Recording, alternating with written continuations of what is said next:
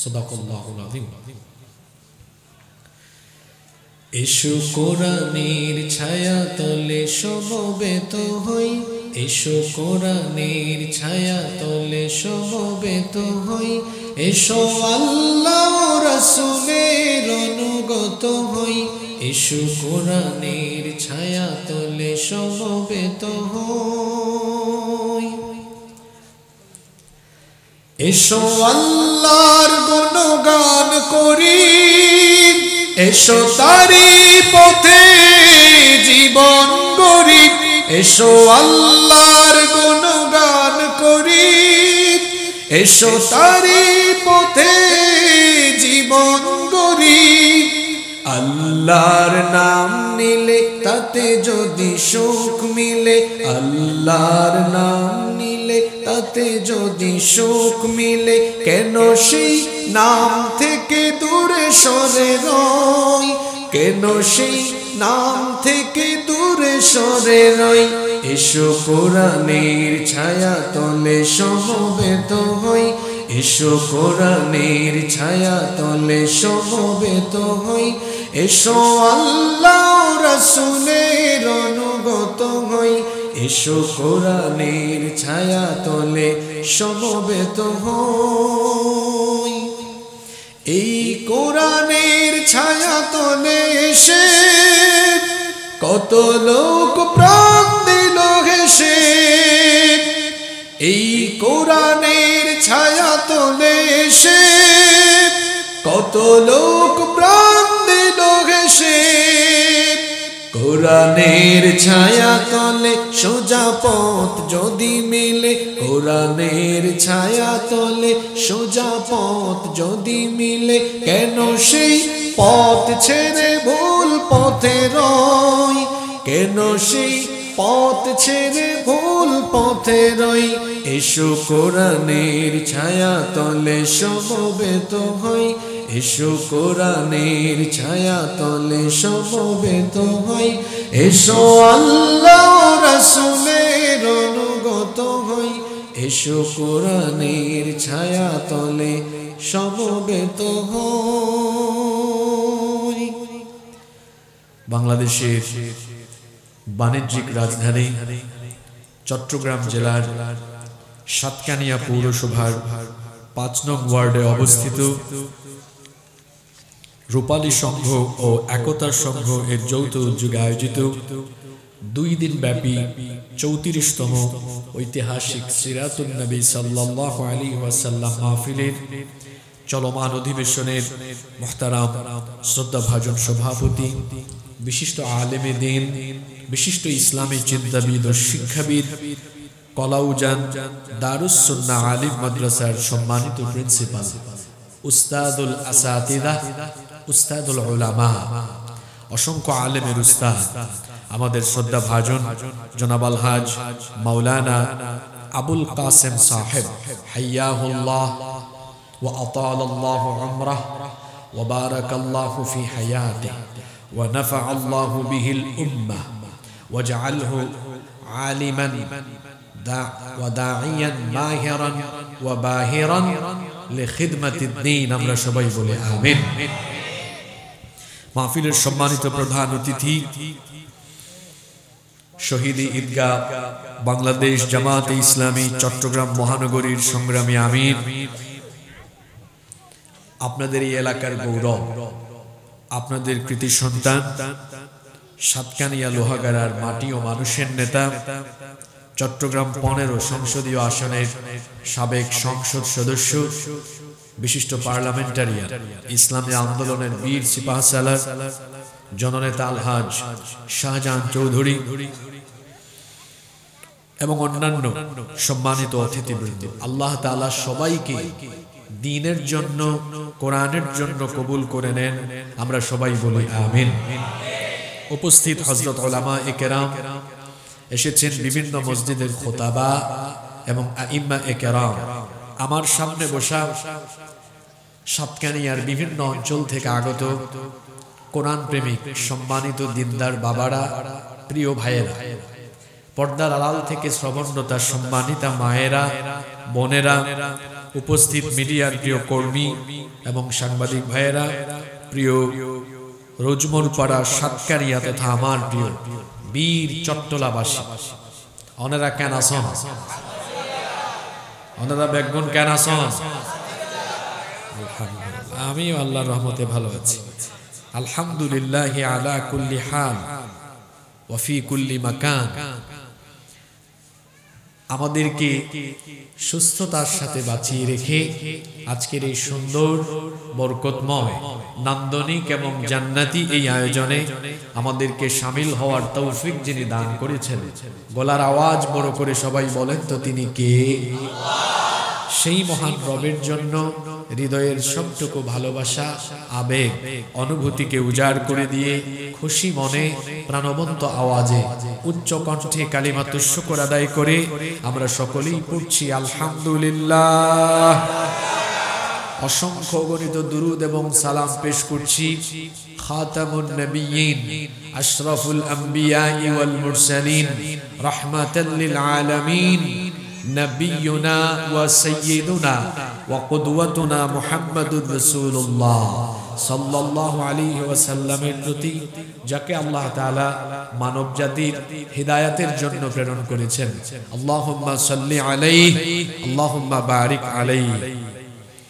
সম্মানিত উপস্থিতি, সময় থেমে নেই, সময় ফুরিয়ে যাচ্ছে, সেজন্য অপ্রাসঙ্গিক কোনো কথা বলে আমরা সময় নষ্ট করতে চাই না। আমি সর্বপ্রথম আলোচনা শুরু করবার আগে এই মাহফিল কমিটিকে ধন্যবাদ জ্ঞাপন করছি। তারা 2 দিনের মাহফিলে প্রত্যেক আলোচককে এক একটি বিষয় সিলেক্ট করে দিয়েছেন, যা একটি আদর্শ মাহফিল কমিটির অন্যতম বৈশিষ্ট্য। কারণ যখন কোনো আলোচককে বিষয় সিলেক্ট করে দেওয়া হয়, তখন তিনি তার ওই বিষয়ের আলোকেই কথা বলবেন, এর বাইরে যাওয়ার আর সুযোগ নেই। বিষয় সিলেক্ট করে দেওয়ার আরেকটা সুবিধা হলো আলোচনার ঝগা খিচুড়ি হওয়ার কোনো সম্ভাবনা নাই, বেলাইনে যাওয়ার সম্ভাবনা নাই। এজন্য আমি তাদেরকে ধন্যবাদ জ্ঞাপন করছি এবং এই ইন্তেজামের সাথে সংশ্লিষ্ট সকলকে শুকরিয়া জানানোর পাশাপাশি, ধন্যবাদ জানানোর পাশাপাশি আমরা সবার জন্য দোয়া করছি আল্লাহ তাআলা সবাইকে মাফ করে দেন, আল্লাহ আমাদের সবাইকে কবুল করে নেন। আমাকে যে বিষয় নির্ধারণ করে দেওয়া হয়েছে এটি অত্যন্ত বৃহৎ একটি বিষয়, অনেক বড়। এটা শেষ করতে হলে 2-3 দিন ধারাবাহিক মোটামুটি হয়তো কথা বললে মোটামুটি একটা কিনারে যাওয়া যেত। যাই হোক, তারপর আমি মুখতাসার করে আলোচনার হক আদায় করার চেষ্টা করব ইনশাআল্লাহ। আমাকে যে বিষয় দেওয়া হয়েছে সেটি হচ্ছে মুশরিক, মুনাফিক ও মুরতাদের পরিচয় এবং উভয় জগতে তাদের পরিণাম বর্ণনা। এখানে মানব জাতির অন্তর্ভুক্ত 3টি শ্রেণীর কথা বলা হয়েছে: মুশরিক, মুনাফিক, মুরতাদ। সর্বপ্রথম আমরা মুশরিক কারা এবং তাদের পরিণতি কি, এই বিষয়টি নিয়ে আলোচনা করব ইনশাআল্লাহ। মুশরিক হলো তারা আল্লাহর সাথে শিরিক করে যারা। শিরক শব্দের অর্থ, শিরক শব্দের অর্থ হচ্ছে অংশীদার সাব্যস্ত করা। মহান আল্লাহর তাওহীদ, তার সিফাত, তার ইবাদত কিংবা তার সার্বভৌমত্বে তার সাথে অন্য কাউকে সমকক্ষ সাব্যস্ত করা মানে হলো আল্লাহর সাথে শিরক করা। যারা শিরকে লিপ্ত হয়, শিরকে লিপ্ত ব্যক্তির জন্য ভয়াবহ 3টা ক্ষতি আছে। কথা বুঝে থাকলে বলেন তো, শিরকের সাথে সম্পৃক্ত ব্যক্তির কয়টি ভয়াবহ পরিণাম আছে? আল্লাহর সাথে শিরক করে যারা মুশরিক হলো তারা, আর মুশরিকদের জন্য ভয়াবহ 3টা ক্ষতি আছে। তার মধ্যে প্রথমটা হলো আল্লাহর সাথে যারা শিরক করে সেই সকল মুশরিকরা আল্লাহর ক্ষমা থেকে বঞ্চিত হয়। রব্বুল আলামিন কোরআনুল কারীমের 4 নম্বর সূরা সূরাতুন নিসা এর 48 নম্বর আয়াতে বলছেন, ইন্নাল্লাহা লা يغفر أن يشرك به ويغفر ما دون ذلك لمن يشاء ومن يشرك بالله فقد افترى إثما عظيما আল্লাহ তাআলা বলছেন নিশ্চয়ই আল্লাহ শিরকের গুনাহ ছাড়া অন্য যে কোনো গুনাহ ক্ষমা করে দেন। যে ব্যক্তি আল্লাহর সাথে শিরক করে সেই ব্যক্তি আল্লাহর ব্যাপারে মহা মিথ্যাচার রচনা করে সেই ব্যক্তি আল্লাহর সাথে মহা মিথ্যাচার রচনায় লিপ্ত হয়ে যায়।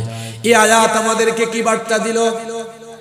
শিরকের সাথে লিপ্ত যারা আল্লাহর ক্ষমা থেকে বঞ্চিত হবে তারা, আর আল্লাহর ক্ষমা থেকে বঞ্চিত হবে যারা, নাজাত পাবে না তারা।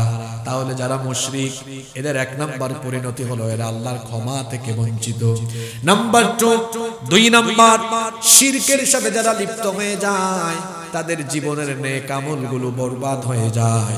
রব্বুল আলামিন কোরআনে কারীমের 39 নাম্বার সূরা সূরাতুজ জুমারের 65 নাম্বার আয়াতে বলছেন ওয়ালাকাদ উহিয়া ইলাইকা ওয়া ইলাল্লাযীনা মিন ক্বাবলিকা লাইন আশরাকতা লায়াহবাতান্না আমালুকা ওয়া লাতাকুনান্না মিনাল খাসিরিন। আল্লাহ তাআলা বলছেন ও আমার হাবিব আর আপনার প্রতি সেই ওহী পাঠানো হচ্ছে যেরকম ওহী আপনার পূর্ববর্তীদের কাছেও পাঠানো হয়েছিল। বলা হয়েছিল যদি তোমরা আল্লাহর সাথে শিরক করো, আল্লাহর সাথে কাউকে শরীক করো, তাহলে সকল নেক আমলগুলোকে যিনি বরবাদ করে দিবেন, গলার আওয়াজ বড় করে বলেন তিনি কে? তাহলে আমরা বুঝতে পারলাম শিরকের সাথে লিপ্ত হবে যারা সকল আমল তাদের বরবাদ হয়ে যাবে। 3 নম্বর ক্ষতি হলো যারা মুশরিক, যারা আল্লাহর সাথে শিরক করবে, আল্লাহর সাথে শিরক করে যারা জান্নাত পাবে না তারা জাহান্নামী হয়ে যাবে তারা।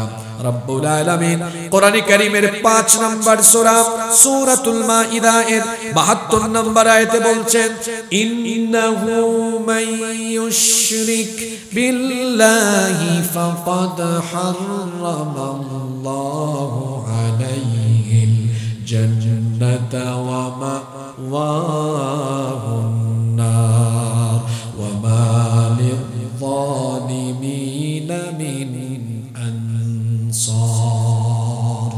আল্লাহ তাআলা বলছেন নিশ্চয়ই যারা আল্লাহর সাথে শিরক করে অবশ্যই আল্লাহ তাদের জন্য জান্নাত হারাম করে দিয়েছেন এবং জাহান্নাম তাদের জন্য অবধারিত করে দিয়েছেন। কিয়ামতের দিন তাদের জন্য কোনো সাহায্যকারী থাকবে না। কোরআনে কারীমের 3টি সূরার 3টা আয়াত কি বার্তা আমাদেরকে দিল? যারা মুশরিক তারা 3টা ক্ষতির মধ্যে পড়বে। 1 নাম্বার হলো তারা আল্লাহর ক্ষমা থেকে বঞ্চিত হবে। 2 নাম্বার তাদের সকল নেক আমল বরবাদ হয়ে যাবে। 3 নাম্বার তারা আল্লাহর জান্নাত থেকে বঞ্চিত হয়ে যাবে। কথা বুঝে থাকলে বলেন দেখি, যারা মুশরিক, মুশরিকদের জন্য ভয়াবহ পরিণতি কয়টা? সাতখানি আর মানুষের মতো কথা বলে। দুর্বল মুসলমান তো আমি দেখতে পারি। মুশরিকদের পরিণতি কয়টা? 3টা। 1 নম্বর পরিণতি হলো এরা আল্লাহর ক্ষমা থেকে বঞ্চিত। 2 নাম্বার এদের নেক আমলগুলো বাতিল হয়ে যাবে। 3 নাম্বার এদের জন্য জান্নাত যিনি হারাম করে দিয়েছেন। বীর পুরুষের মতো জবাব দিয়ে বলেন তিনি কে? প্রশ্ন হতে পারে হুজুর মুশরিক কারা? একটু বুঝায় দেন তো, কারণ আমরা তো সবাই ইমানদার হয়ে গিয়েছি, আমরা তো কেউ মুশরিক নই। ঈমান আনলে পরে ইমানদার হওয়া যায় না, কারণ অনেক ব্যক্তি আছে কথা কাজে চিন্তা চেতনায় শিরকি আকীদা লালন করে। আল্লাহ ছাড়া অন্য কারো গায়েবী ক্ষমতা আছে এটা বিশ্বাস করা মানে হলো আল্লাহর সাথে শিরক করা। জ্যোতিষীর কাছে যাওয়া, গণকের কাছে যাওয়া, জ্যোতিষীকে গিয়ে হাত দেখানো, এটা হলো আল্লাহর সাথে শিরক করা। অনেক মহিলারা আছে জ্যোতিষীর কাছে যায়, গণকের কাছে যায়, গণকের কাছে গেলে পরে আর ঈমান থাকে না, মুশরিক হয়ে যায়। কারণ আমার আপনার ভবিষ্যৎ কেবলমাত্র একজন জানেন, জুড়ে বলেন তিনি কে? তারপরে জাদু টোনা, বান মারা, এগুলো অনেক এলাকায় আছে। দেখা যায় অনেকে একই পরিবারের বা একই পাড়ার একজন আরেকজনকে বান মারে, জাদুটোনা, এই সকল কাজে সম্পৃক্ত হওয়া হচ্ছে আল্লাহর সাথে শিরক করা। ধাতব কিংবা বিভিন্ন পাথরের আংটি, এগুলো ব্যবহারের উদ্দেশ্য যদি এই থাকে যে এটা আমাকে রোগ থেকে শিফা দিবে, আল্লাহর সাথে শিরক হয়ে যাবে। তারপরে অনেক ব্যক্তি আছে আল্লাহ ছাড়া বিভিন্ন জীবিত পীরের সামনে মাথা নত করে সাজদা দেয়। জীবিত পীর কিংবা মৃত পীরের সামনে গিয়ে মাথা নত করে সাজদা করা মানে হলো আল্লাহর সাথে শিরক করা। আমার দেশে এমন বহু মানুষ আছে যারা মাজারের সামনে গিয়ে মাথা নত করে মুশরিক হয়ে যাচ্ছে। সাজদা কেবলমাত্র একজনকে দিতে হয়, তিনি কে? তারপরে মাজার স্পর্শ করা, মাজার ধোয়া, পানি পান করা। তারপরে দেখা যায় মাজারে বছরে একদিন গোসল শরীফ হয়, গোসল শরীফ দিয়া মাজার ধোয়া, পানি পান করা এবং সেই পানিকে বরকতময় মনে করা মানে হলো আল্লাহর সাথে শিরক করা। অনেকে আছে বিভিন্ন কবরের বিভিন্ন মাজারের মাটি নিয়ে এসে গলার মধ্যে তাবিজ লটকায় দেয় এবং এটাকে নিজের জন্য বরকতময় মনে করে। এই রকম মানুষ আছে না নাই? এগুলো করা মানে হলো আল্লাহর সাথে শিরক করা। তারপরে অনেকে আছে তার পীরের সামনে গিয়ে তাজিমি সাজদা দেয়। মনে রাখতে হবে সাজদা পাওয়ার একমাত্র হকদার হলেন একজন, জোরে বলেন তিনি কে? সে আল্লাহ ছাড়া অন্য কারো সামনে গিয়ে সাজদা দেওয়া আল্লাহর সাথে শিরক করা। ঠিক এমনি ভাবে আগুনের সামনে, বেদির সামনে, মিনারের সামনে, সৌধের সামনে গিয়ে মাথা নত করা কিংবা নীরব থাকা, এটা হচ্ছে আল্লাহর সাথে শিরক করা। এমনি ভাবে সময় তো বড় কম, এমনি ভাবে আল্লাহ তাআলার সার্বভৌমত্বের সাথে সাংঘর্ষিক কথাবার্তা বলা, এটাও আল্লাহর সাথে শিরক করা। যেমন আমরা সবাই জানি সকল ক্ষমতার মালিক যিনি, তিনি কে? আরো জোরে বলেন তিনি কে? কিন্তু আমার দেশে এক গ্রুপ আছে, নির্বাচন আসলে ভোট পাওয়ার ধান্দায় জনগণকে পাম দিতে গিয়ে তারা মুশরিক হয়ে যায়। কয় সকল ক্ষমতার উৎস জনগণ। আছে না নাই? জনগণকে আমি আপনি আমরাই তো জনগণ, তাই না? তা আমরা যদি সকল ক্ষমতার মালিক হই তাহলে আমাদের ডায়রিয়া হয় কেন? আমাদের জ্বর হয় কেন? মাথা ব্যথা হয় কেন? পেটে অসুখ হয় কেন? ডায়াবেটিস হয় কেন? আমাদের এত অসুখ বিসুখ হয় কেন? আমার 3.5 হাত শরীরের উপরেই আমার নিয়ন্ত্রণ নাই। আমি কি সকল ক্ষমতার মালিক হতে পারি? সকল ক্ষমতার মালিক যিনি, গলার আওয়াজ বড় করে বলেন তিনি কে? সেই আল্লাহ ক্ষমতার নামে সূরা দিয়েছেন। এটা কোরআনের 67 নম্বর সূরা, সূরা মুলকের মধ্যে আল্লাহ বলেছেন তাবারাকাল্লাযী বিয়াদিহিল মুলকু ওয়া হুয়া আলা কুল্লি শাইইন কাদির। বরকতময় সুমহান সেই সত্তা যার হাতে সকল ক্ষমতা, সকল ক্ষমতার মালিক যিনি, তিনি কে? আবার অন্য আয়াতে আল্লাহ বলেছেন আন্নাল কুওয়াতা লিল্লাহি জামিআ, সব ক্ষমতা যার হাতের মুঠায়, তিনি কে? সকল ক্ষমতার মালিক জনগণ। এই কথা কারা বলে? এই পরিচয় আজকে বলে দিয়ে যায়। সকল ক্ষমতার মালিক জনগণ এই কথা বলে ইলেকশনের টাইমে জনগণকে পাম্পট্টি দিয়া জনগণের কাছ থেকে ভোট নেয়। তারপরে দেখা যায় জনগণ যদি তাদেরকে ক্ষমতায় না চায় তখন তারা ক্ষমতার মালিককে তা বুঝায় দেয়। তখন ক্ষমতার অপব্যবহার করে স্বৈরাচারী হয়ে যায়। স্বৈরাচারী হয়ে গিয়ে যে জনগণকে তারা সকল ক্ষমতার মালিক বানায়, তাদের কথা না মানলে পরে জনগণের পয়সায় কেনা গুলি জনগণের বুকের উপরে ছেড়ে দিয়ে বুক ঝাঁঝরা করে যারা আসল চেতনাবাজ হলো, সকল ক্ষমতার মালিক জনগণ এই কথা বলে জনগণ থেকে ভোট নিবে, তারপরে আবার জনগণের বুকের উপরে কি চালাবে? গুলি চালাবে। তো সকল ক্ষমতার মালিক যদি জনগণই হয়, জনগণ না চাইলে আপনি চলে না যান, আপনি থাকেন কেন? তখন ক্ষমতার অপব্যবহার করে আপনি স্বৈরাচারী হয়ে উঠেন কেন?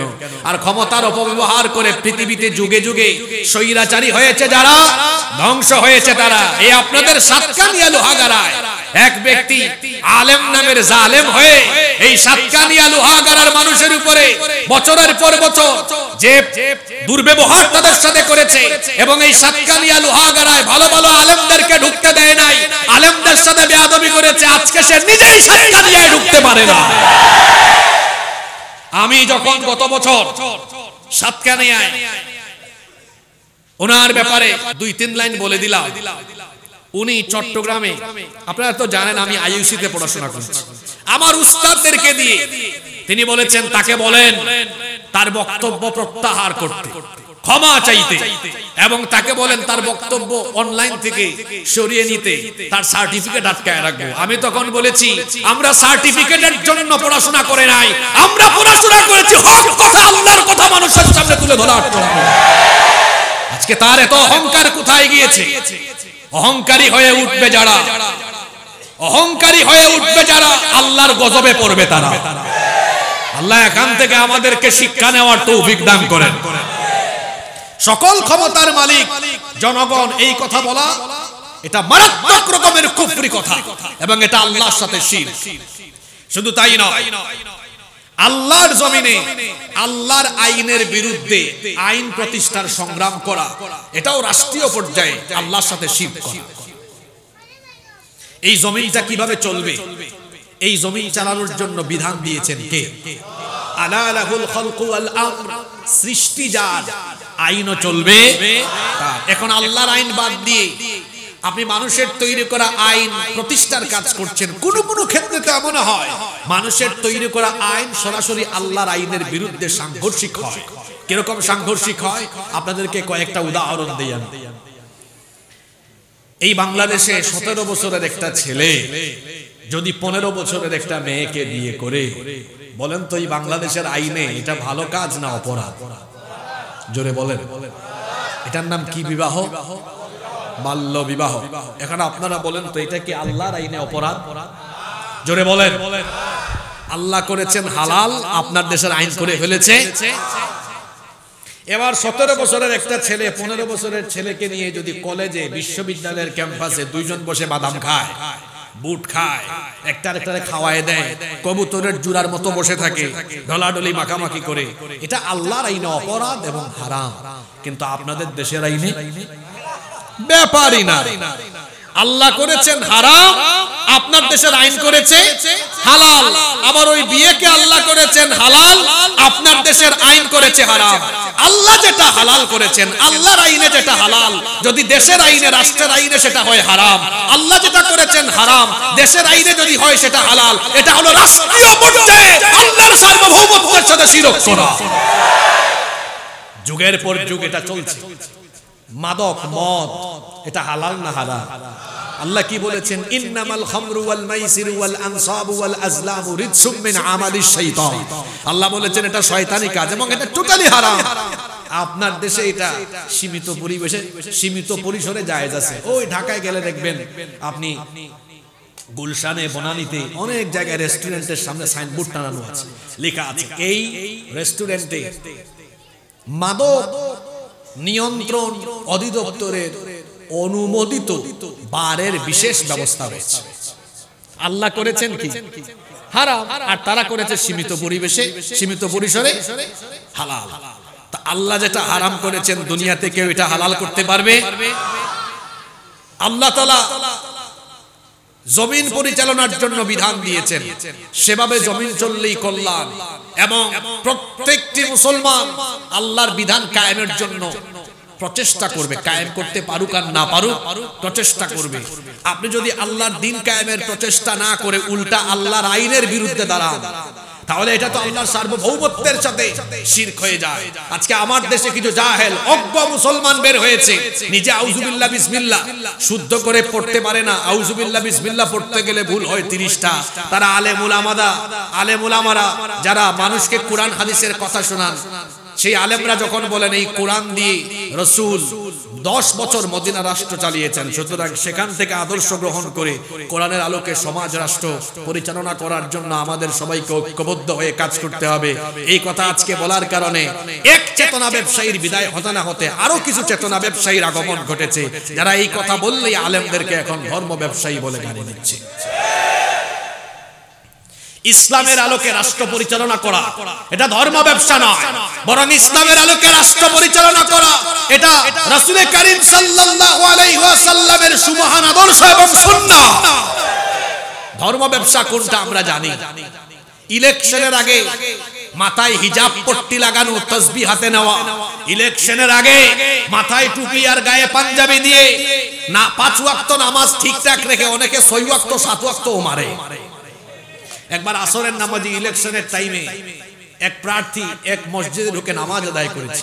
কিছুক্ষণ পর সামনে বাজারে গিয়েছে। আপনারা দেখবেন বাজারের মসজিদে সাধারণত একটু 5-10 মিনিট দেরিতে জামাত শুরু হয়। তো বাজারে যাওয়ার পরে দেখছে ওখানে আসরের নামাজ মাত্র শুরু হয়েছে।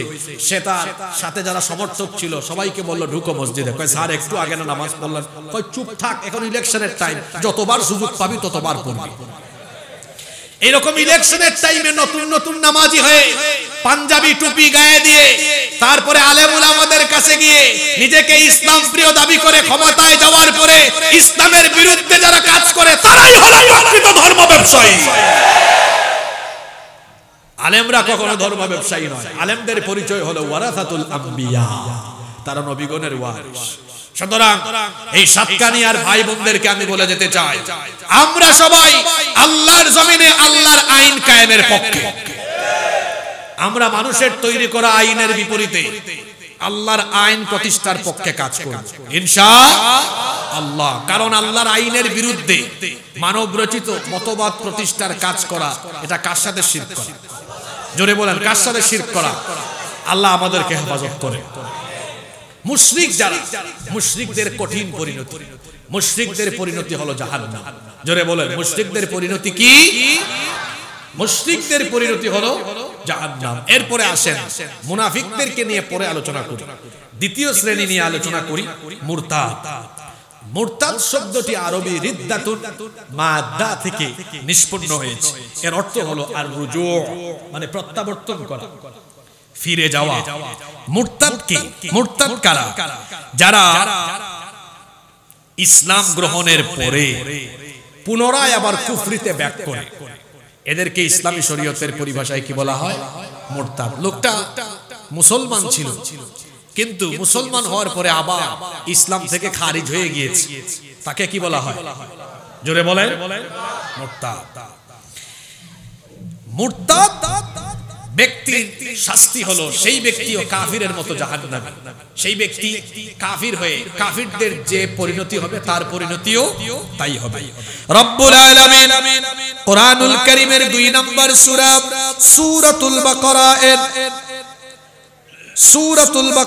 এর 217 নম্বর আয়াতে বলছেন, একেবারে শেষের অংশে আল্লাহ বলছেন, ওয়া মান ইয়ারতাদিদ মিনকুম আন দীনিহি ফায়ামুত ওয়া হুয়া কাফিরুন ফাউলাইকা হাবিতাত আমালুহুম ফিদ দুনিয়া ওয়াল আখিরাহ ওয়া উলাইকা আসহাবুন নার হুম ফিহা খালিদুন। আল্লাহ তাআলা বলছেন, আর যে ব্যক্তি তোমাদের দ্বীন থেকে ফিরে যাবে অতঃপর কাফির অবস্থায় মৃত্যুবরণ করবে, এদের আমল সমূহ দুনিয়া এবং আখিরাতে বিনষ্ট হয়ে যাবে এবং তারা জাহান্নামের আগুনের অধিবাসী হয়ে যাবে, তারা সেখানে চিরকাল অবস্থান করবে। এই আয়াত আমাদেরকে কি বার্তা দিল? মুরতাদ যারা জাহান্নামী হলো তারা। এখন মানুষ মুরতাদ কিভাবে হতে পারে? কথার মাধ্যমেও মানুষ মুরতাদ হতে পারে। যেমন কোন ব্যক্তি আল্লাহকে গালি দিল, ফেরেশতাকে গালি দিল, নবী করিম সাল্লাল্লাহু আলাইহি ওয়াসাল্লামকে গালি দিল। আমার দেশে দেখেন না, কিছুদিন পর পর এরকম কিছু উল্লুক ভাল্লুক বের হয় যারা নবীর সম্মানের উপর আঘাত করে কথা বলে। আমরা সব সহ্য করতে পারি, রাসূলের অপমান আমরা সহ্য করতে পারি না। আমার জাতীয় কবি বলেছেন, রাসূলের অপমানে যদি কাঁদে না তোর মন, মুসলিম নয় মুনাফিক তুই, রাসূলের দুশমন। রাসূল হচ্ছেন আমাদের ঈমান। রাসূল কি? কথাটা কি বলেছি? রাসূল হলেন আমাদের ঈমান। আমরা আমাদের মা বাবা, আমাদের ভাই বোনকে গালি দিলে কেউ আমরা হজম করতে জানি, অসুবিধা নাই। কিন্তু আমার রাসূলকে কেউ গালি দিয়ে, আমার রাসূলকে কেউ যদি গালি দেয় সেটা আমরা বরদাস্ত করতে পারি না, কারণ তিনি আমাদের ঈমান। যে ব্যক্তি আল্লাহকে, ফেরেশতাকে, রাসূলকে গালি দেয়, এই ব্যক্তি আর মুমিন থাকে না। জোরে বলুন তো, এই ব্যক্তি কি হয়ে যায়?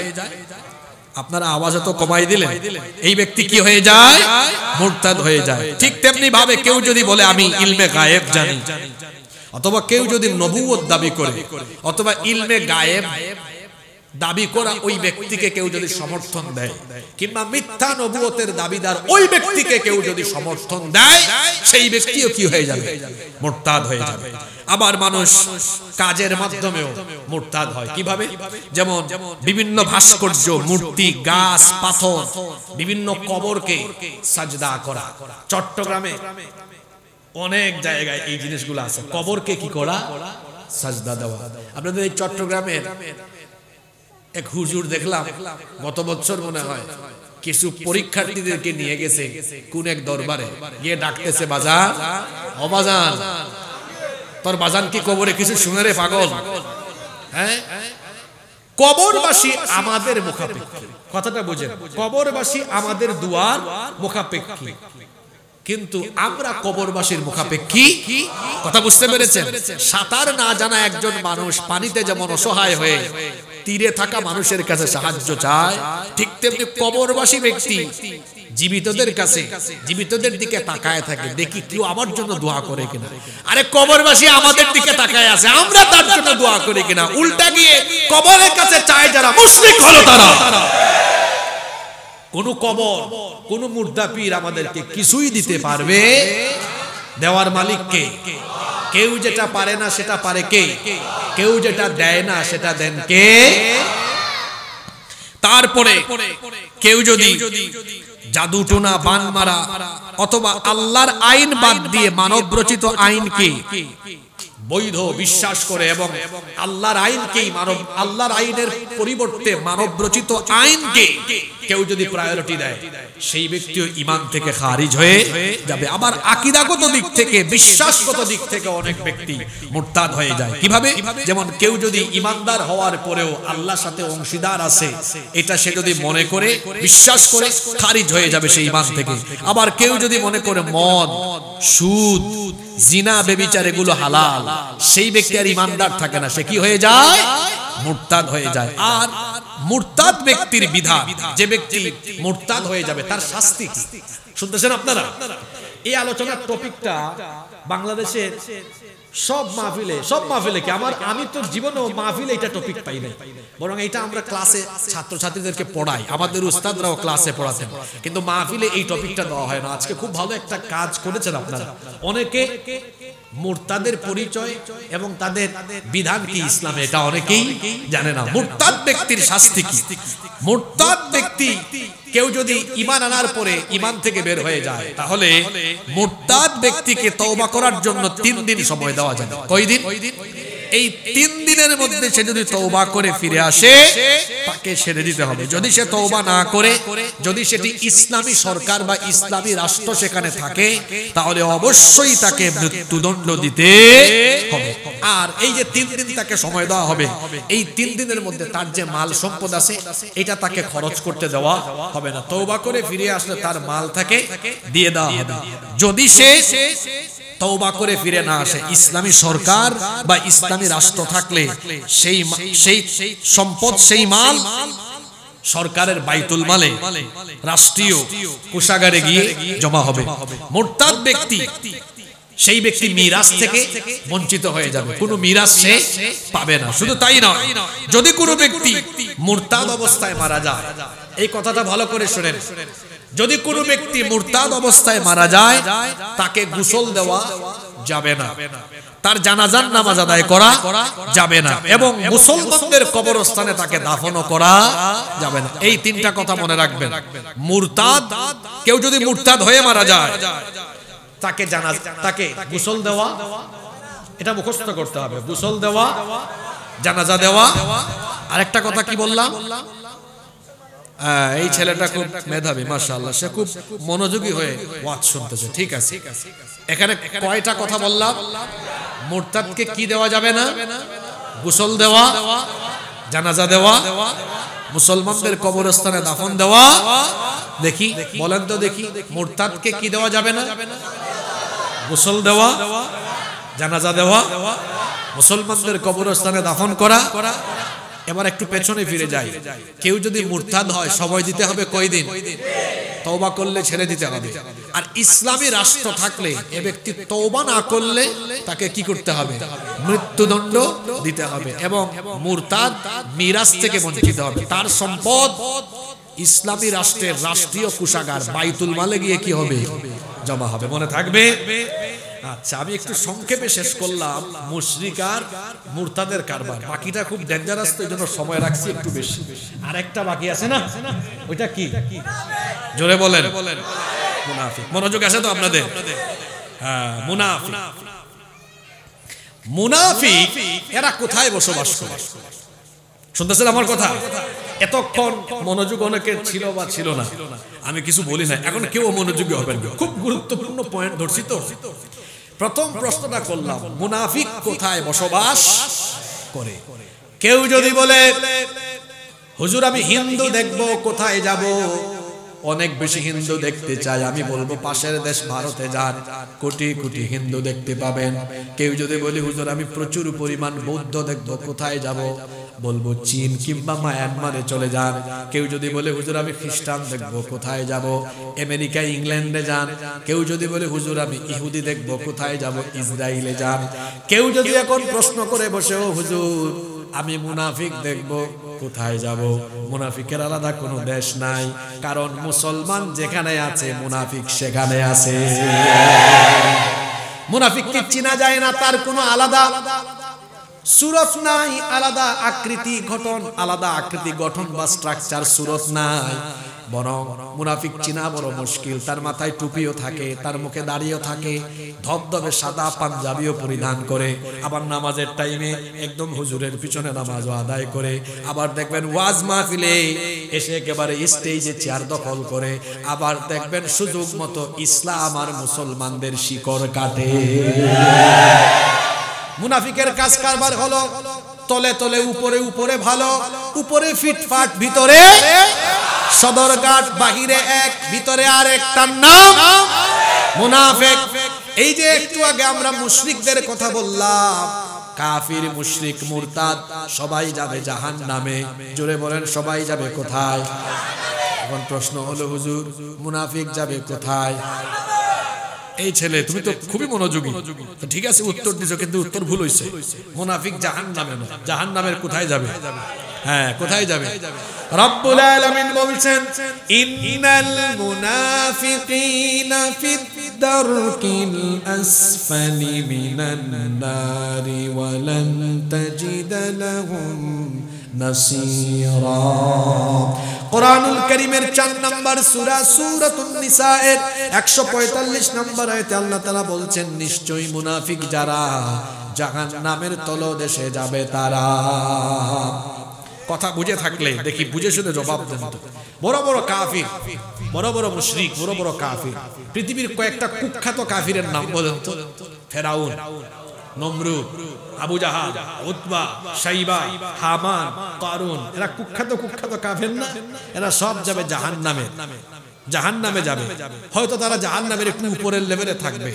আর মুনাফিকগুলো এটা আবু লাহাবের চেয়ে খারাপ, আবু জাহালের চেয়েও খারাপ, ফেরাউনের চেয়ে খারাপ, নমরুদের চেয়েও খারাপ। এজন্য আবু জাহাল, নমরুদ, ফেরাউন, উতবা, শাইবা এরকম আপার ক্লাসের, আপার ক্লাসের কাফিররা জাহান্নামের উপরে থাকলেও মুসলিম নামধারী মুনাফিক থাকবে কোথায়? জাহান্নামে। তো কথা বুঝে থাকলে বলেন তো তুলনামূলক ভাবে কাফিরের চাইতে মুনাফিক ভালো না জঘন্য? জোরে বলতে হবে। শয়তান আমাদের বন্ধু না দুশমন? শয়তান মুসলমানকে কাফির বানাতে চায় না, সে তো বোকা না, সে জানে মুসলমানের সন্তানকে কাফির বানানো কঠিন।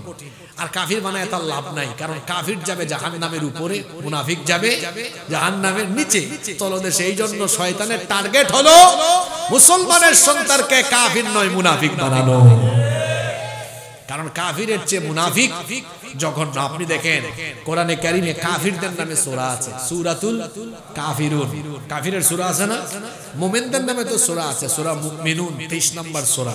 কাফিরের নামে সূরা আছে 30 পারা। এটা সূরাতু কাফিরুন। কয় লাইন? 2 লাইন। একটু আঙ্গুল দেখে বলেন না বলতে পারলেও। কয় লাইন? কয় লাইন? কাফিরের সূরা কয় লাইন? কোরআনে মুনাফিকের নামে সূরা আছে না? এই সূরার নাম কি? সূরা মুনাফিকুন। এটা হলো 1.5 পৃষ্ঠা। কত পৃষ্ঠা? কাফিরের পরিচয় দিতে আল্লাহ লাগছে মাত্র 2 লাইন, আর মুনাফিকের পরিচয় দিতে আল্লাহ লেগেছে কত? 1.5 পৃষ্ঠা। বুঝেন না? কারণ কাফিরের চাইতে মুনাফিকগুলো আরো খারাপ। যুগে যুগে কাফিরের চাইতে মুনাফিকরা ইসলামের ক্ষতি করেছে সবচাইতে বেশি। এই জন্য আল্লাহর নবীর সাহাবীরা নিফাকের রূপ থেকে সব সময় সচেতন থাকতেন, কারণ তারা জানতেন মুনাফিক তো অন্য কোনো জাতির ভেতরে নাই। মুসলমান আছে যেখানে, মুনাফিক আছে সেখানে। কারণ মুনাফিকের কপালের মধ্যে সাইনবোর্ড নাই, পিঠের মধ্যে সাইনবোর্ড লাগানো নাই যে আমি মুনাফিক। বরং মুনাফিক নামাজ রোজা হজ যাকাত সবকিছুই করে, তলে তলে আবার ইসলাম আর মুসলমানদের ক্ষতি করে। মুনাফিকের ভাইরাস, এটা বড় মারাত্মক ভাইরাস।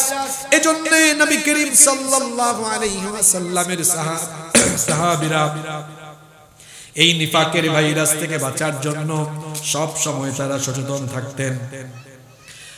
হযরতে ওমর রাদিয়াল্লাহু আনহু তিনি একবার হুযায়ফা ইবনে ইয়ামান রাদিয়াল্লাহু আনহুর কাছে গিয়ে বললেন, তাকে বলা হতো সাহিবু সিররুন নবী সাল্লাল্লাহু আলাইহি ওয়াসাল্লাম।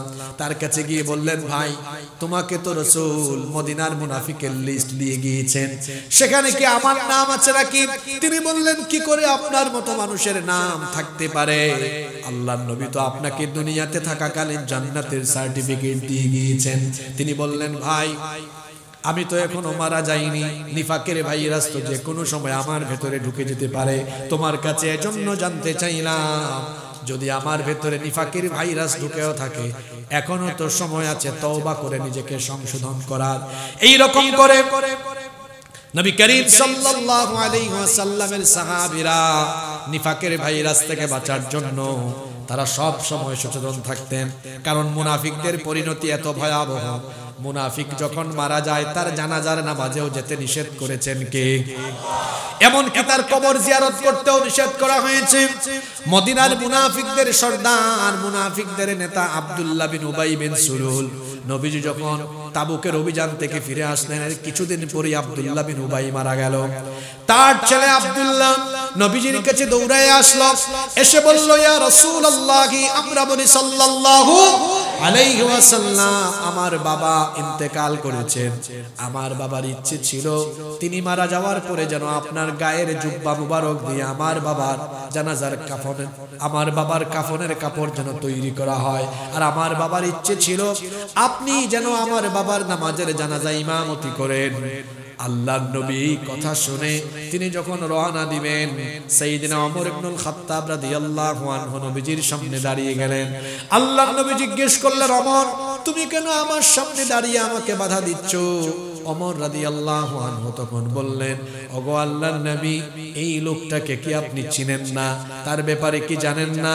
সেই ব্যক্তি মারা যাওয়ার আগ পর্যন্ত ইসলাম আর মুসলমানদের ক্ষতি সাধন করেছে। উহুদের যুদ্ধ থেকে 300 সৈন্য নিয়ে পলায়ন করেছে, সারা জীবন ইসলাম আর মুসলমানদের ক্ষতি সাধন করেছে। কেন আপনি তার জানাজায় যাবেন? আল্লাহর নবী বললেন, ওমর এখনো তো আল্লাহ আমাকে নিষেধ করেন নাই, তুমি কেন আটকাচ্ছ? আল্লাহর নবী তখন রওনা করলেন। বেশ কয়েকটি জায়গায় ওমর রাদিয়াল্লাহু আনহু একা সিদ্ধান্ত নিয়েছে, আর ওমর রাদিয়াল্লাহু আনহুর সিদ্ধান্তের পক্ষে আল্লাহ আয়াত নাজিল করে ওমরের পক্ষে রায় দিয়েছে। আল্লাহর নবী যখন জানাজায় চলে গেলেন, আল্লাহর নবী গিয়ে তার নিজের জুব্বা মুবারক দিয়ে কাফনের কাপড় তৈরি করে দিলেন। আল্লাহর নবী তার মুখের লালা থুতু মুবারক তার আব্দুল্লাহ বিন উবাইয়ের গায়ের মধ্যে লাগিয়ে দিলেন। তিনি যখন জানাজায় দাঁড়িয়ে যাবেন, ওমর রাদিয়াল্লাহু আনহু এই দৃশ্য দেখছেন আর ভাবছেন, হায় আল্লাহ, এই লোকটা সারা জীবন মুনাফিকি করলো, আর আমার রাসূল জানাজায় দাঁড়িয়ে যাচ্ছেন। তিনি বরদাস্ত করতে পারছিলেন না। এমন সময় আল্লাহ তাআলা জিবরিল আমিনকে পাঠিয়ে দিলেন।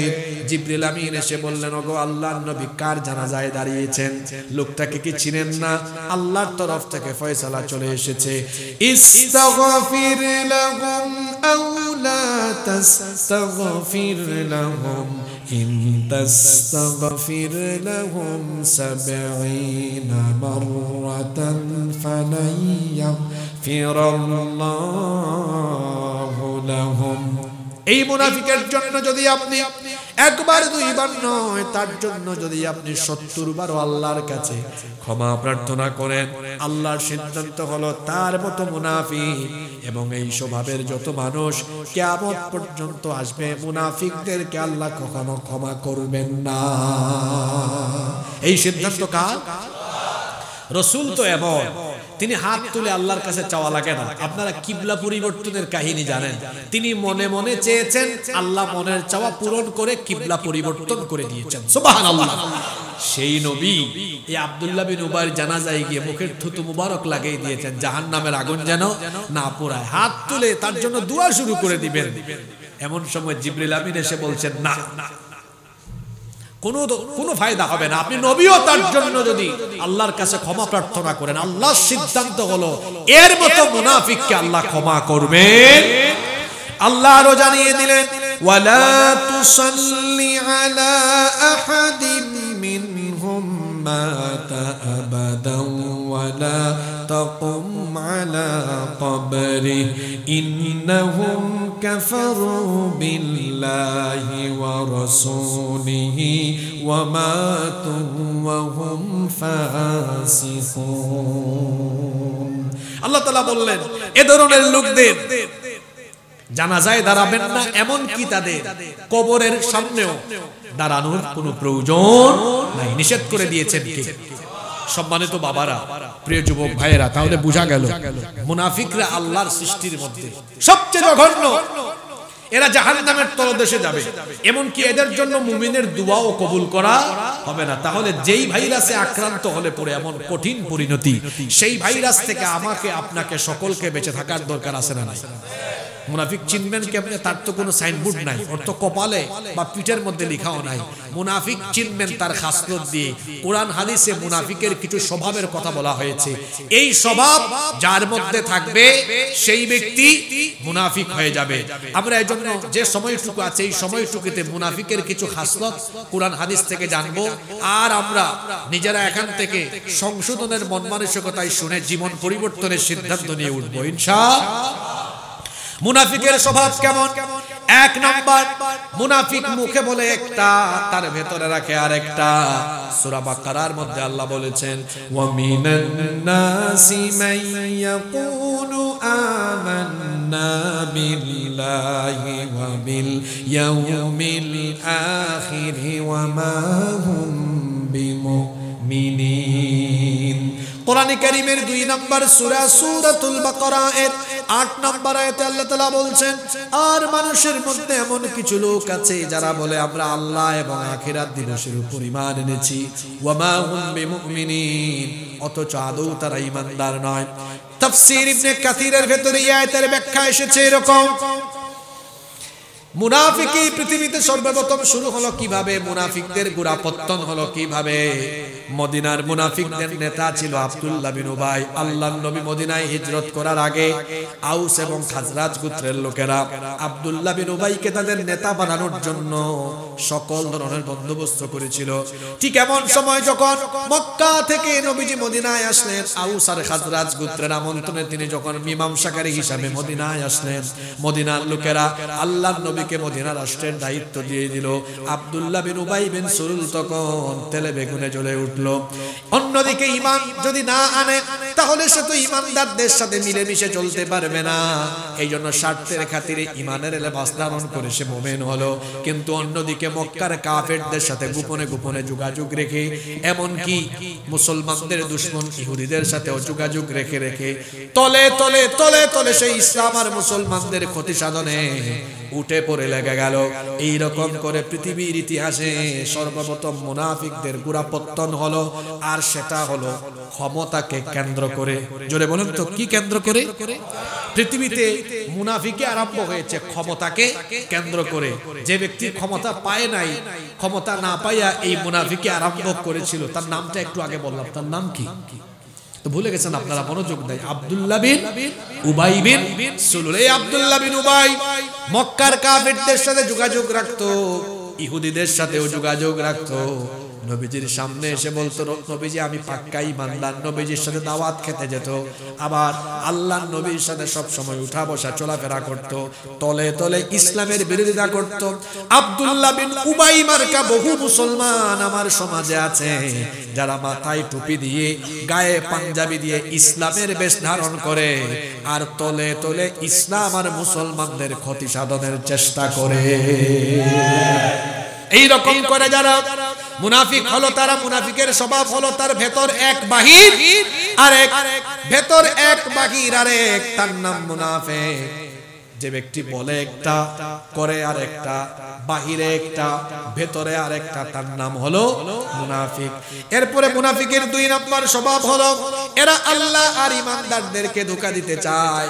এরা হলো প্রচন্ড রকমের ধোঁকাবাজ।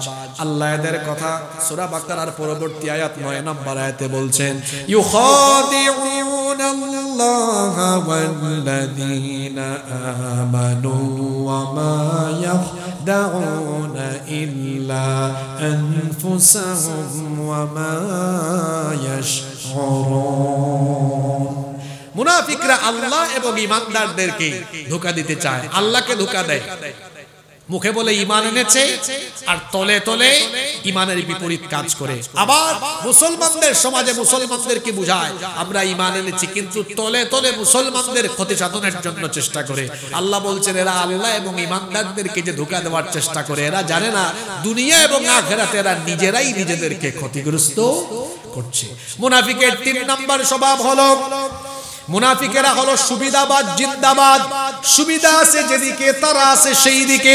আল্লাহ এদের কথা বলছেন, ওয়া ইযা লাকুল্লাযীনা আমানু ক্বালু আমান্না ওয়া ইযা খালাউ ইলা শায়াতিনহিম ক্বালু ইন্না মাআকুম ইন্নামা নাহনু মুস্তাহজিউন। আল্লাহ বলছেন আর এই মুনাফিকরা যখন ঈমানদারদের সাথে মিলিত হয় তারা বলে ভাই আমরা তোমাদের লোক, তোমাদের সাথে আছি। আবার যখন তারা শয়তানের দোসরদের সাথে মিলিত হয় তখন তাদেরকে বলে ভাই আমরা তোমাদের সাথে আছি। এ দেখা যায় 2 দিকেই থাকে, 2 নৌকায় পা দেয়। মাহফিলে আসে, এসে মাহফিলে ইসলামের পক্ষের মানুষদের সামনে হাত তুলে তারপরে জানান দেয় আমি ইসলামের পক্ষে আছি। আবার আরেকটা নাচ গানের কনসার্ট হয়, ওই জায়গায় গিয়ে হাত তুলে জানান দেয় ওই দিকেও আছে। এমন স্বভাবের মানুষ আমার দেশে নাই। কি ব্যাপার? সে তো দেখি নাচ গানের কনসার্টেও থাকে, আবার দেখা যায় মাহফিলেও থাকে। এইভাবে করে যারা এই দিকে ওই দিকে 2 দিকেই থাকে, এটা মুমিন নয়, এটা হলো মুনাফিক। ইলেকশনের আগে হাটহাজারী মাদ্রাসায় যাবে, বড় বড় মাদ্রাসায় যাবে, পীরের দরবারে যাবে, গিয়ে হুজুরদের থেকে দোয়া নিবে আর বলবে ক্ষমতায় গেলে আমরা ইসলামের বিরুদ্ধে কোনো কাজ করব না, মদিনার সনদের আলোকে দেশ চালাবো, কোরআন সুন্নাহ দিয়ে দেশ চালাবো। এটা বলে বলে হুজুরদের কাছ থেকে দোয়া নিবে আর নির্বাচনে জিতার পরে হুজুরদের বিরুদ্ধে কথা বলবে, হুজুরদেরকে জেলখানায় ভরে রাখবে, ইসলামের বিরুদ্ধে কাজ করবে, বলবে একটা করবে আরেকটা। এরা মুমিন নয়, এরা হলো মুনাফিক।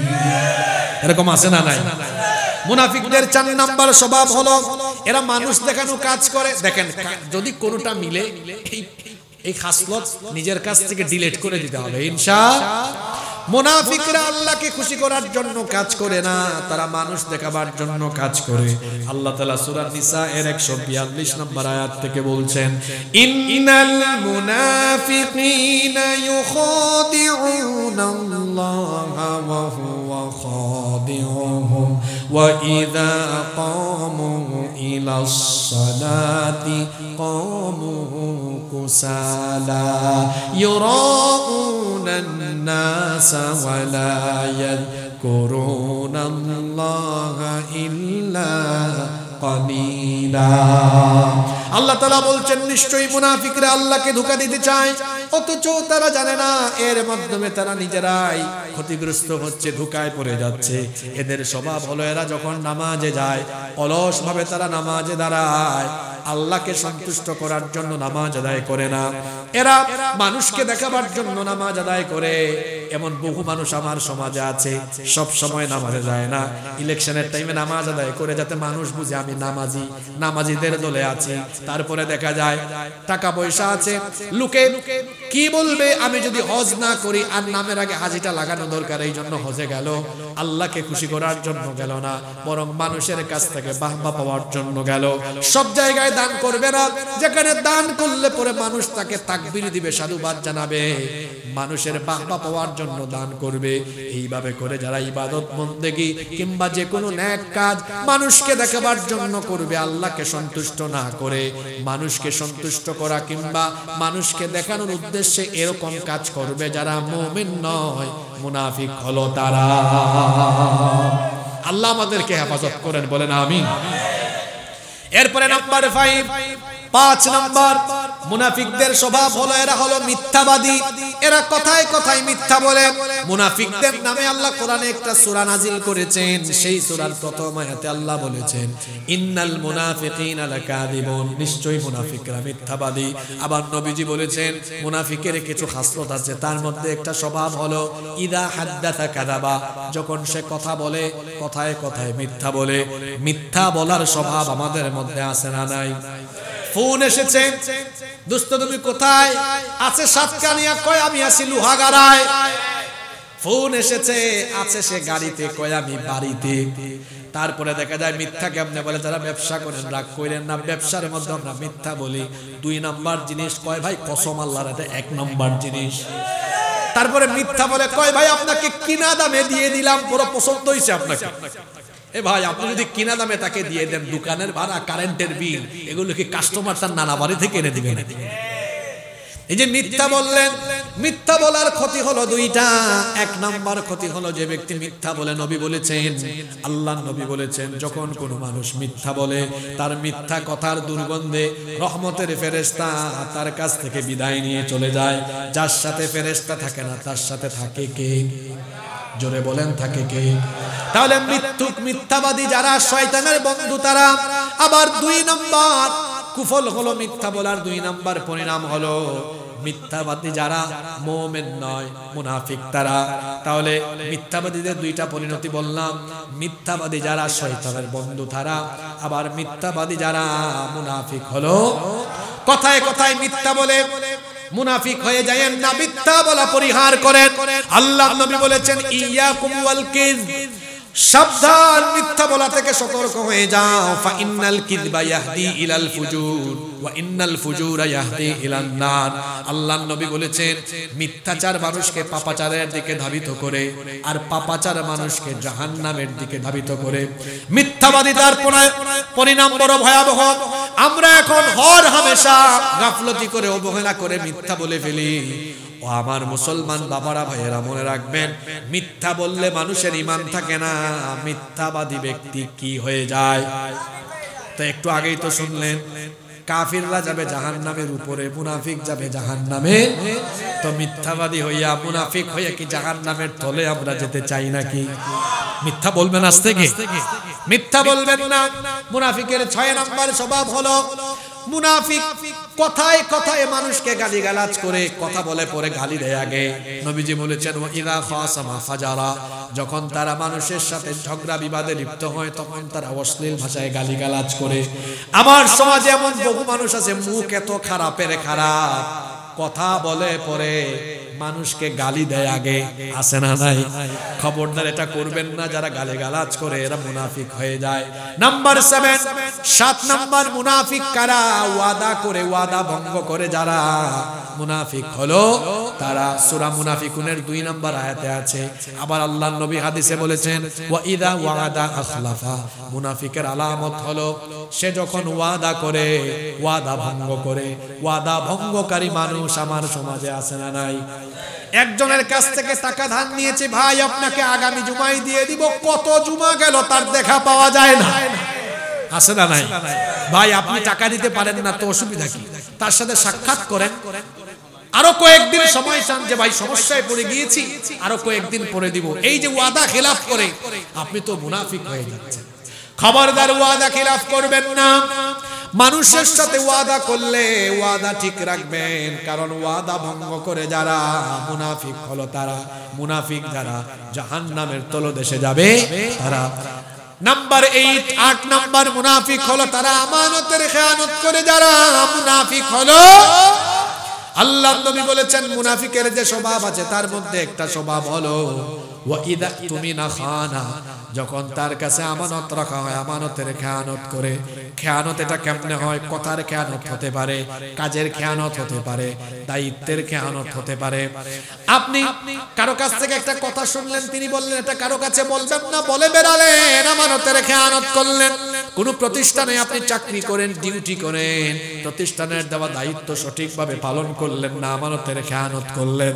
রাষ্ট্রীয় দায়িত্ব পালন করেন, সেখানেও গাফলতি করলেন, আপনি আমানতের খেয়ানত করলেন। জনগণের প্রতিনিধি হয়েছেন, চেয়ারম্যান, এমপি, মন্ত্রী মানুষ আপনাকে বানালো, আপনি আমানতদারিতা রাখলেন না, জনগণের আমানত, রাষ্ট্রের দেওয়া আমানত খেয়ানত আরম্ভ করলেন, চুরি বাটপারি দুর্নীতি আরম্ভ করলেন, খেয়ানত করলেন। আল্লাহর নবী বলেছেন ইদা দুইয়াতিল আমানাতি ফান্তাজিরিস সাআ, চতুর্দিকে যখন আমানতের খেয়ানত আরম্ভ হয়ে যাবে, কিয়ামত তখন কাছাকাছি চলে আসবে। এজন্য আমানতের খেয়ানত করা যাবে না। অনেক এলাকায় আছে অনেক মানুষ সালিশ বিচার করে, গ্রামে গঞ্জে সালিশ বিচার আপনাদের এলাকায় হয়তো হয়, সেখানে মানুষ কিছু টাকা আমানত রাখে। অনেক মানুষ আছে কোনো কাজ কাম করে না, ব্যবসা করে না, চাকরি করে না, এলাকায় এলাকায় খালি মানুষের বিচার করে, ঘুষ খায় একদিকে, অন্যদিকে আমানতের টাকা থাকলে আমানতের টাকা মাইরা খাইয়া ফেলে। আছে না নাই? আমানতের খেয়ানত মুনাফিকের আলামত। নাম্বার 9, মুনাফিকের 9 নাম্বার খাসলত হলো মুনাফিকেরা হয় কুরআন সুন্নাহ বিরোধী। এরা কোরআনের আইন চায় না। এই স্বভাবটা ভালো করে মিলায় নেন। মুনাফিকরা আল্লাহর আইনের বিরোধী হয়। এরা আল্লাহর আইন দিয়ে মসজিদ চলুক এটা চাইবে, কিন্তু সমাজ রাষ্ট্র পরিচালনা হোক এটা চাইবে না। এই যে আপনাদের রুজমন পাড়া এলাকায় মসজিদে যদি হুজুর জুমার দিনে বয়ান করেন, তিনি যদি বলেন সম্মানিত মুসল্লিবৃন্দ, আমাদের এই এলাকা, আমাদের এই মসজিদ কোরআনের আইন দিয়ে চলুক, এই মসজিদটা আল্লাহর আইনে চলুক, আমরা চাই কি চাই না? সবার আগে সভাপতি হাত তুলবে, হুজুর আমি একমত। সেক্রেটারি, ক্যাশিয়ার, সব মুসল্লি বলবে হুজুর আমরা একমত, সবাই আমরা রাজি আছি। কিন্তু বাংলাদেশের কোন মসজিদে হুজুর যদি এই বয়ান করে পরবর্তী পয়েন্টে বলে যে আল্লাহর আইনে, কোরআনের আইনে মসজিদ চলবে, আমি মসজিদের কথা বাদ দিলাম, আমি যদি মাহফিলের বয়ানে বাংলাদেশের যে কোনো জায়গায় বলি ভাই আমাদের মসজিদগুলো আল্লাহর আইনে, কোরআনের আইনে চলুক, একটা মানুষ আমাকে নিয়ে বাজে কথা বলবে না, সবাই আমাকে মহব্বত করবে, ভালোবাসবে। কিন্তু পরবর্তী পয়েন্টে আমি যদি বলি যে আল্লাহর আইনে, কোরআনের আইনে মসজিদ চলবে, সে আল্লাহর আইনে, কোরআনের আইনে সমাজ চলবে, দেশ চলবে। আয়োজন যারা করেছে, এটা আপনাদের এলাকার কথা বলছি না, অনেক এলাকায় এমন আছে, আয়োজন যারা করবে, মাহফিলের সভাপতি, সেক্রেটারি, ক্যাশিয়ার কিংবা এলাকার বহু মানুষ বলবে কোত্থেকে হুজুর এক না আনছো, হুজুর কথার মধ্যে রাজনীতি ঢুকায় দিয়েছে।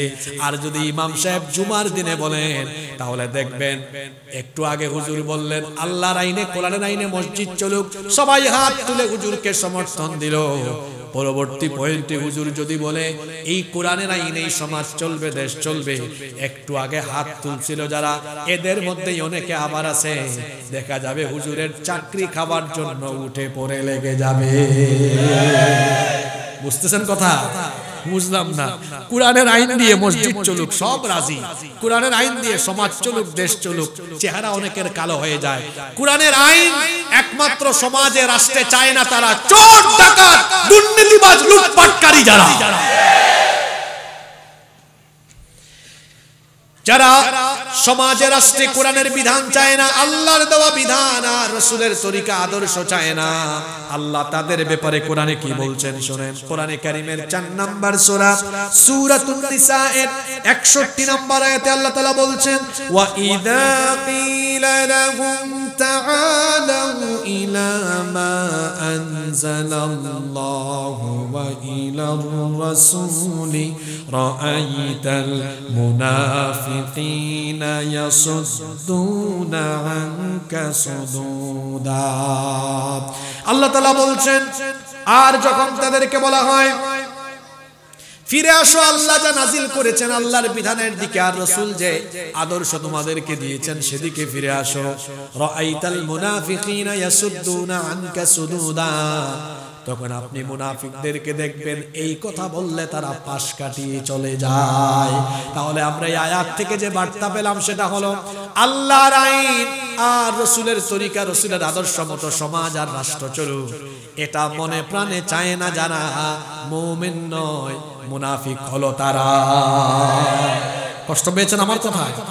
10 এবং সর্বশেষ আরো আছে, আমি আজকে 10টাই বললাম।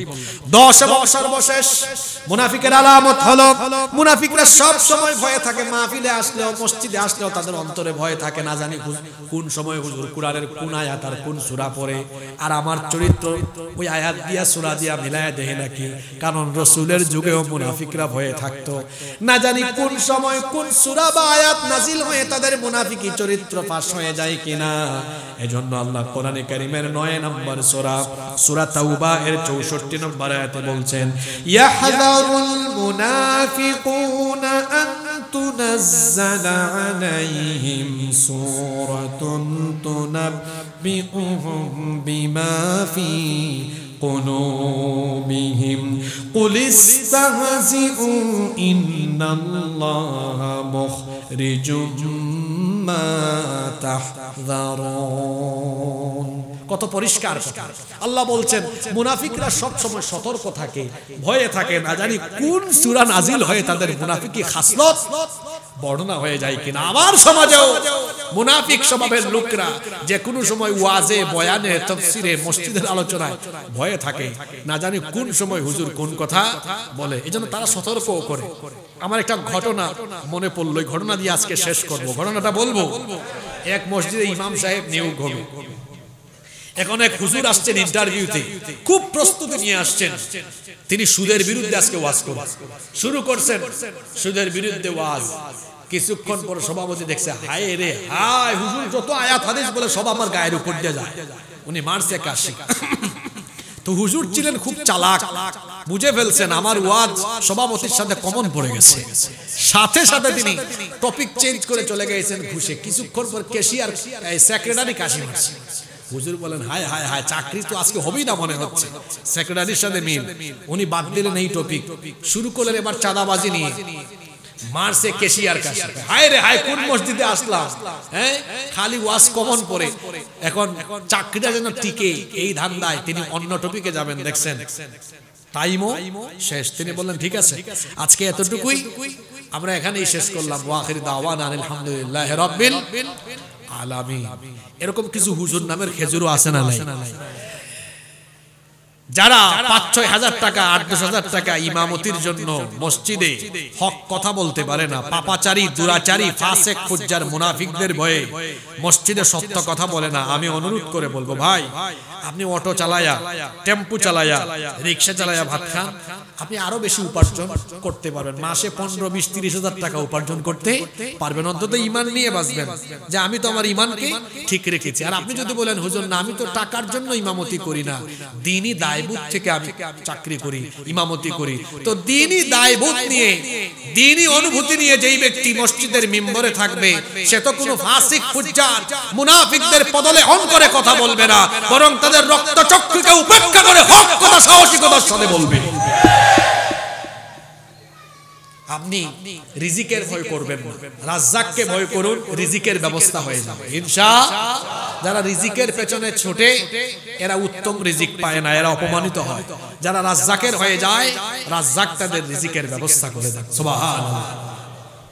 এজন্য সত্য কথা বলতে কখনো ভয় পাওয়া যাবে। তো মুনাফিকদের 10 নম্বর স্বভাব বলছিলাম, এরা সব সময় সতর্ক থাকে। এজন্য দেখবেন বিভিন্ন জায়গায়, আপনাদের সাতকানি এগুলো হয় না, অনেক জায়গায় আছে। যেমন বিগত বৎসরগুলোতে আমরা অনেক জায়গায় মাহফিলে গিয়েছি, দেখা যায় আসমানের উপরের ওয়াজ আর মাটির নিচের ওয়াজ। মাটির নিচের ওয়াজ কইরাও আমরা অনেক সময় শান্তি পাই নাই। হ্যাঁ, অনেক সময় ফেরাউনের ওয়াজকে অনেকে তার নিজের গায়ে টেনে নিয়ে চলেছে। অর্থাৎ তারা সব সময় ভয়ে থাকে যে কোন সময় কোন আয়াত আমার খাসলতের সাথে মিলে যায় কি না। তো মুনাফিকের তো অনেক স্বভাব কোরআন হাদিসে বর্ণিত হয়েছে, তার মধ্য থেকে আমি মাত্র 10টা খাসলত বললাম। আরো অনেক স্বভাব মুনাফিকের আছে। যেমন আমি সংক্ষেপে বলি, মুনাফিকরা মুমিন কষ্ট পেলে তারা খুশি হয়, মুনাফিকরা যুদ্ধ বিগ্রহে এড়িয়ে চলে, মুনাফিকরা রাসূলের অপমানে খুশি হয়, ইসলাম আর মুসলমানদের ক্ষতি হলে তারা এখানে কি করে আনন্দিত হয়। এরকম মুনাফিকদের অনেক স্বভাব কোরআন হাদিসে বর্ণিত হয়েছে। মনে রাখবেন একটি কথা, এই লাইনটা মনে রাখবেন, মুনাফিক যে সমাজে আছে সেই সমাজ কোন সমাজ? মুসলিম সমাজ। জোরে বলেন কোন সমাজ?